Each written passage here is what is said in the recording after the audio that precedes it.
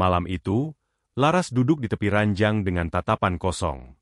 Tangannya gemetar menggenggam hasil USG terakhir yang menunjukkan janin kecil dalam kandungannya.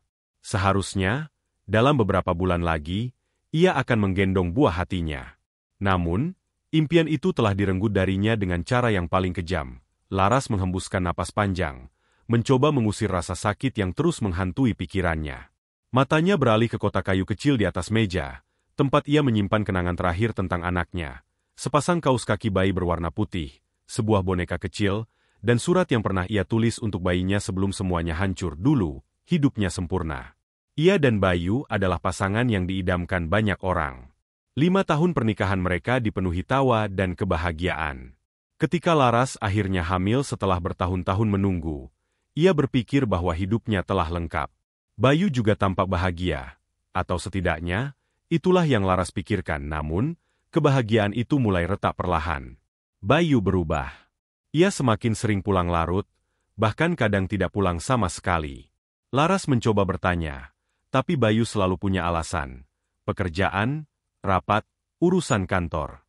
Namun, ada sesuatu yang berbeda dalam sikapnya. Sentuhan yang semakin dingin, tatapan yang kosong, dan jarak yang semakin terasa. Awalnya, Laras mencoba menyangkal semua firasat buruk yang muncul dalam pikirannya. Ia tidak ingin berpikir bahwa suaminya mungkin sedang bermain api di belakangnya. Hingga suatu hari, kebenaran itu menghantamnya tanpa ampun. Laras menemukan lipstik merah mencolok di saku jas Bayu, warna yang tidak pernah ia gunakan, darahnya berdesir.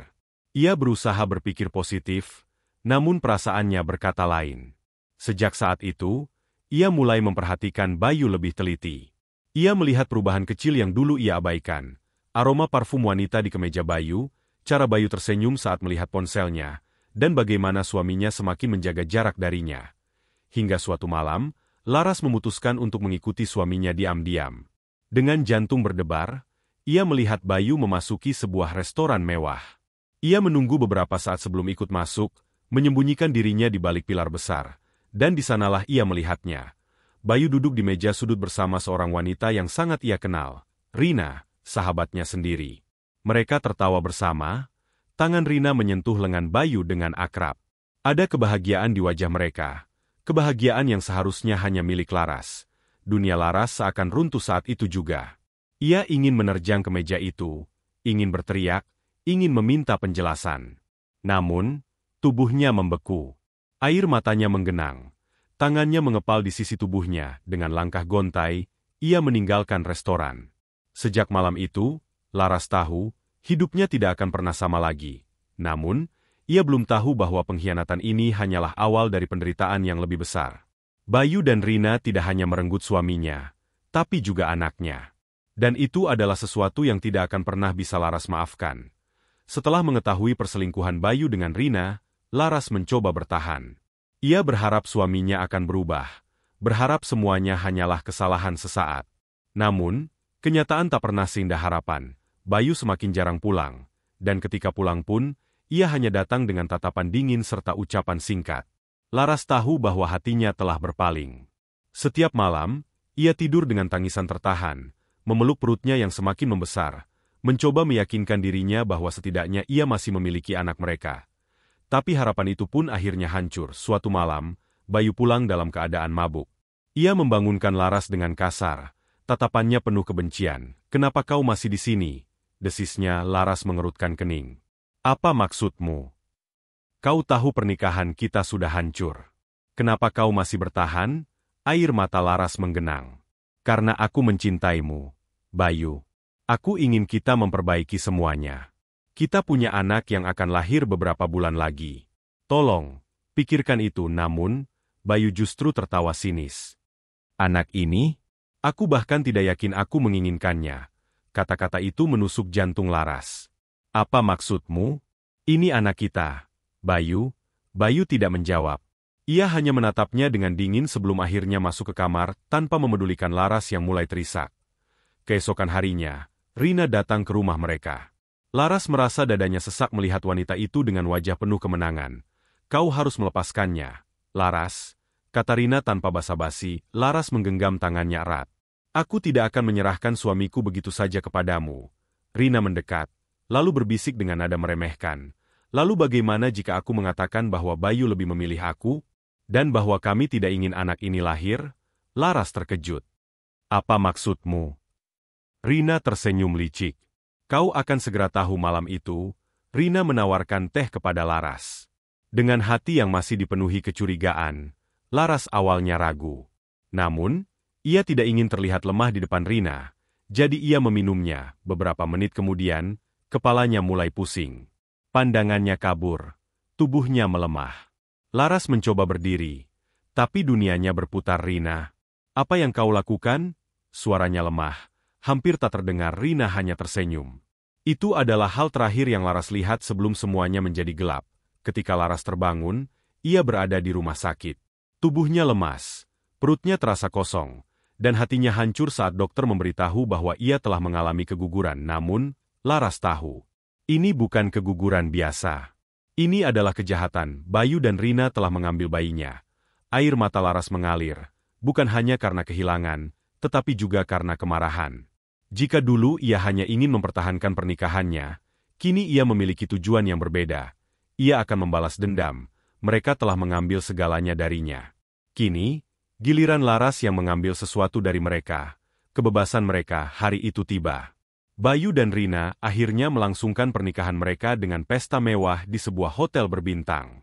Ruangan dihiasi lampu-lampu kristal yang berkilauan, bunga mawar putih tersebar di setiap sudut, dan musik klasik mengalun lembut. Tamu undangan dari kalangan pengusaha dan sosialita datang dengan senyuman, seolah-olah tidak ada yang salah dengan pernikahan ini. Di luar gedung, Laras berdiri dengan tenang.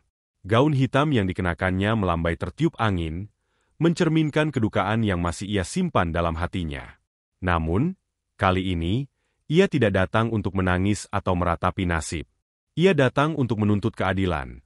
Beberapa polisi berpakaian sipil berdiri tak jauh darinya, siap menjalankan perintah. Laras menggenggam erat dokumen di tangannya, bukti kejahatan Bayu dan Rina yang telah ia kumpulkan selama berbulan-bulan. Rekaman suara Bayu yang mengatur aborsi ilegal, pesan-pesan Rina kepada seseorang yang mereka bayar untuk melaksanakan rencana itu, serta transaksi keuangan yang membuktikan semuanya. Dengan langkah mantap, Laras memasuki ruangan pernikahan yang penuh dengan kebahagiaan palsu. Semua mata tertuju padanya, tetapi ia tetap berjalan lurus, menuju ke arah altar, di mana Bayu dan Rina berdiri di hadapan penghulu. Saat penghulu bertanya, apakah ada yang keberatan dengan pernikahan ini? Laras melangkah maju, aku keberatan. Suaranya tegas, bergema di seluruh ruangan. Suasana yang semula riuh mendadak senyap. Semua mata kini tertuju padanya, termasuk Bayu dan Rina yang membelalak kaget. Laras, apa yang kau lakukan di sini? Suara Bayu terdengar kaku. Laras menatapnya tajam. Matanya menyala penuh dendam yang telah lama ia pendam. Aku datang untuk memastikan kau tidak akan pernah lagi menghancurkan hidup orang lain seperti yang kau lakukan padaku. Ia mengangkat sebuah rekaman suara yang sudah diputar di ponselnya. Dalam rekaman itu, suara Bayu terdengar jelas. Pastikan dia kehilangan bayinya. Aku tidak ingin ada penghalang antara aku dan Rina. Kau tahu apa yang harus dilakukan. Suasana ruangan berubah.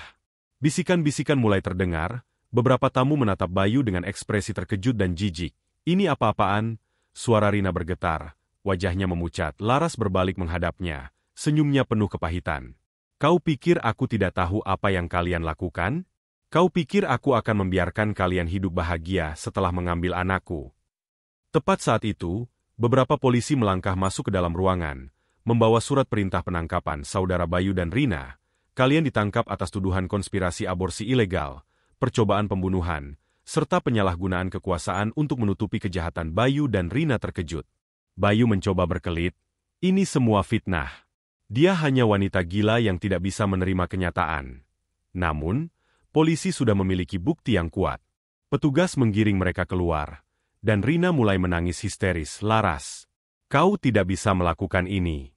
Aku akan menghancurkanmu, teriaknya, sementara para tamu merekam kejadian itu dengan ponsel mereka. Laras menatap mereka tanpa sedikit pun belas kasihan. Aku tidak perlu menghancurkan kalian. Kalian sudah menghancurkan diri sendiri. Dengan tangan terborgol, Bayu dan Rina dibawa pergi. Pesta pernikahan yang seharusnya menjadi momen bahagia berubah menjadi mimpi buruk yang akan selalu dikenang semua orang yang hadir di sana. Teriakan Rina menggema di dalam ruangan megah itu. Gaun pengantinnya yang putih kini terasa seperti pakaian yang menjerat tubuhnya, seakan tahu bahwa kebahagiaan yang ia impikan berubah menjadi aib yang tak akan pernah bisa ia hapus. Bayu, yang biasanya tenang dan penuh percaya diri, kini terlihat putus asa. Ia mencoba meronta, berusaha melepaskan tangannya dari genggaman polisi. Laras, dengarkan aku. Ini tidak seperti yang kau pikirkan. Kita bisa bicara baik-baik. Namun, Laras hanya menatapnya dengan dingin. Tidak ada lagi yang perlu dibicarakan. Bayu, kau sudah memilih jalanmu sendiri. Sekarang, terima akibatnya. Para tamu yang tadinya bersorak bahagia kini berbisik penuh rasa ingin tahu. Beberapa bahkan sibuk merekam kejadian itu dengan ponsel mereka. Orang tua Bayu yang duduk di barisan depan hanya bisa menundukkan kepala.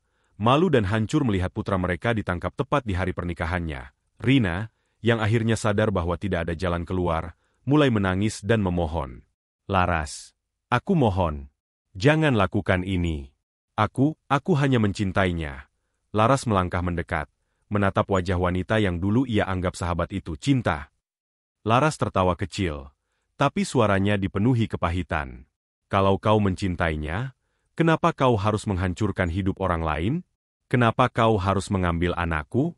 Cinta macam apa yang tega membunuh? Rina tidak bisa menjawab. Ia hanya menunduk. Air matanya mengalir deras.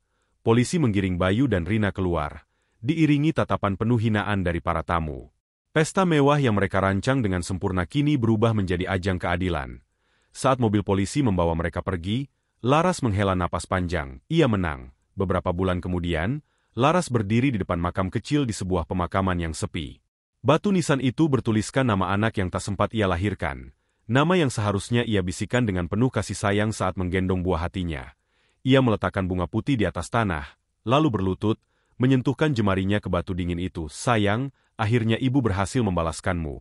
Angin bertiup lembut, seakan memberikan jawaban yang tak terdengar. Dari jauh, seorang pria paruh baya mendekat.